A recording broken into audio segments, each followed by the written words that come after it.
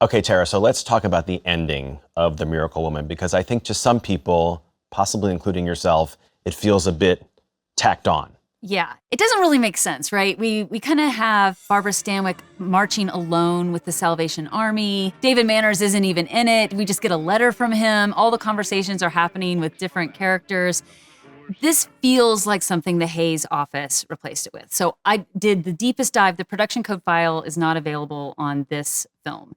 But I found something that said that originally Florence was supposed to die in her apartment alone. And that sounds like the way that they might have constructed it, right? Because you sinned, I mean, this is the worst sin of fleecing the faithful. You got to pay for it. So you got to pay for it. But then, it's religion. And so it would be better if she found her faith. So the story is that a blind man comes to her to be healed. And instead, the blind man heals her. And then by the end of the story, she's found her faith again and he's probably going to be fine and everyone has a happy ending. But really that redemptive ending and following God is what mattered. I do want to give a special shout out to David Manners because I think this is not the kind of role that people know him from. He's better known for The Mummy and Dracula. He had a really interesting but short career because he was gay and didn't want to talk about it.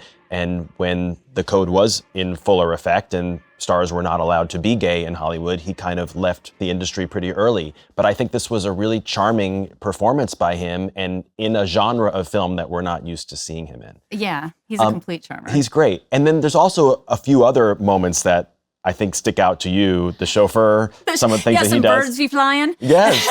Some gestures, physical gestures that I don't think you would see a couple of years later. I know. You're like, how did that get through?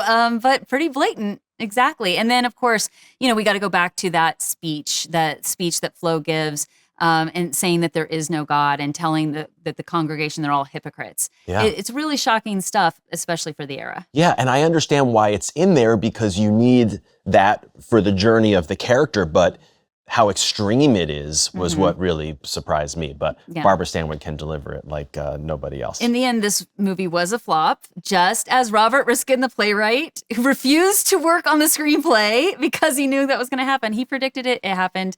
But, Robert Riskin and Frank Capra would go on to work on a lot of movies together. With much bigger success. Well, Tara, thanks so much for your information about this film. I really appreciate it.